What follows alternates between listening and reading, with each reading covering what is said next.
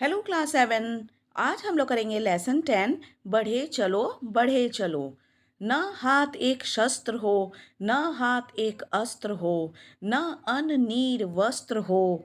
हटो नहीं डटो नहीं, बड़े चलो बड़े चलो।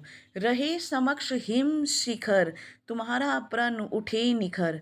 भले ही जाए तन बिखर, रुको नहीं झुको नहीं, बड़े चलो बड़े चलो। घटा घिरी अटूट हो, अधर पे काल कूट हो, वही सुधा का घूट हो। जिए चलो मरे चलो, बढ़े चलो बढ़े चलो। गगन उगलता आग हो, छीड़ा मरन का राग हो, लहू का अपना फाग हो। अड़ो वही गड़ो वही, बड़े चलो बड़े चलो। चलो नई मिसाल हो, जलो नई मिसाल हो, बड़ो नया कमाल हो। झुको नहीं रुको नहीं, बड़े चलो बड़े चलो। अशेष रक्त तोल दो, स्वतंत्रता का मोल दो, कड़ी युगों की खोल दो। डरो नहीं मरो वही, बढ़े चलो चढ़े बढ़े चलो। तो बच्चों, यह जो कविता है बढ़े चलो बढ़े चलो, श्री सोहन लाल द्विवेदी की देश की स्वतंत्रता से पहले की रचना है। यह कविता देशभक्ति से ओतप्रोत है। इसमें स्वतंत्रता सेनानियों को आगे बढ़ने की प्रेरणा दी गई है। कवि कहता है कि चाहे तुम्हारे पास कुछ भी ना हो, ना शस्त्र हो ना अस्त्र हो, ना खाने को कुछ हो ना पीने को कुछ हो, फिर भी आज़ादी के रास्ते पर बढ़े चलो और भारत माता को इन अंग्रेजों से आज़ादी दिलाओ। तो यहाँ पर कवि कह रहा है कि भले ही तुम्हारे पास ना अस्त्र हो ना शस्त्र हो। अस्त्र शस्त्र हथियार होते हैं।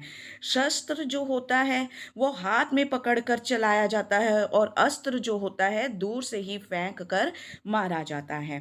तो यहाँ पे कवि जो है स्वतंत्रता सेनानियों को संबोधित करते हुए कहता है कि भले ही तुम्हारे पास अस्त्र ना हो, शस्त्र ना हो, ना भोजन हो, ना जल हो, ना कपड़ा हो, फिर भी तुम अपने रास्ते से ना भटको, डटे रहो और आगे की ओर हमेशा हमेशा ही बढ़ते जाओ।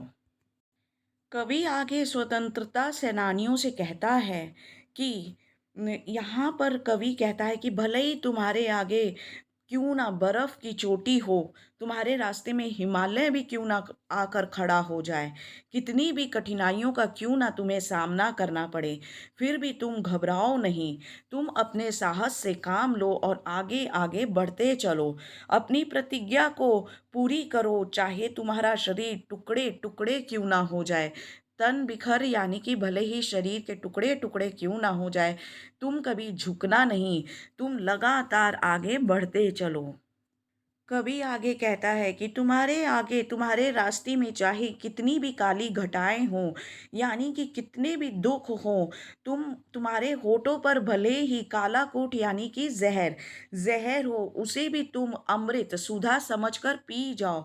लेकिन तुम आगे बढ़ते जाओ, भले ही तुम जिए चलो या मर जाओ, लेकिन तुम आगे की ओर बढ़ते जाओ। जियो जीते हुए मरते हुए रुको नहीं, बस आगे की ओर बढ़ते जाओ। गगन उगलता आग हो, छीड़ा मरन का राग हो, लहू का अपना फाग हो।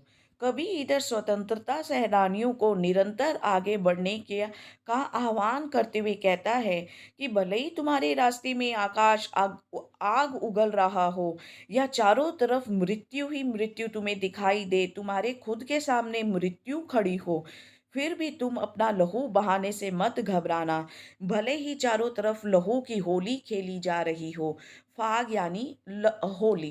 तो यहाँ पे भले ही लहू की होली खेली जा रही हो, तुम घबराना नहीं, अड़े रहना और अपने रास्ते में निरंतर लगातार आगे बढ़ते ही जाना। चलो नई मिसाल हो, जलो नहीं मशाल हो, बड़ो नया कमाल हो। इधर कवि वीरों को कहता है कि तुम आगे इस प्रकार बढ़ो कि एक नया उदाहरण, मिसाल यानी एग्जाम्पल, कि तुम्हें देखकर एक नया मिसाल खड़ा हो, और तुम एक नई मशाल, मशाल यानी कि जो जलता है मशाल उसे कहते हैं। तो तुम एक नई मशाल की तरह जलते हुए देश को रास्ता दिखाओ, और अपने पथ पर इस प्रकार आगे बढ़ो जिससे कि एक नया चमत्कार हो जाए, यानी कि भारत माता को आज़ादी मिल जाए। तुम अपने शत्रुओं के सामने कभी भी झुकना नहीं, कभी भी रुकना नहीं, बस आगे की ओर बढ़ते ही चलो। आगे जो अशेष रक्त का मतलब होता है कि सारा रक्त, सारा खून। यहाँ पे कवि कहता है कि हे वीरों, अपने शरीर का सारा रक्त तुम अपने देश पर निछावर कर दो। तुम सदियों से पड़ी गुलामी की जंजीरों को तोड़ दो। यानी कि ये जो हम मतलब अंग्रेजों की गुलामी की जंजीरों में बंधे हुए हैं, उस कड़ी को हमेशा-हमेशा के लिए तोड़ दो। और तुम्हें डरना नहीं चाहिए, वही बलिदान अपना कर देना चाहिए। इसी प्रकार तुम्हें आगे-आगे बढ़ते रहना चाहिए ताकि भारत माता को तुम आज़ादी दिला सको। यहाँ पे जो कवि है अपने कविता के माध्यम से स्वतंत्रता सेनानियों उन लाखों-लाखों लोगों को जो देश को अंग्रेज़ों से आज़ाद कराने के लिए लगे हुए हैं, उन्हें प्रेरणा दे रहा है कि घबराओ नहीं, भले ही कितनी भी कठिनाइयाँ हो रास्ते में, पर तुम आगे की ओर बढ़ते जाओ और भारत माता को आज़ादी दिलाओ। तो बच्चों, ये थे आपकी कवि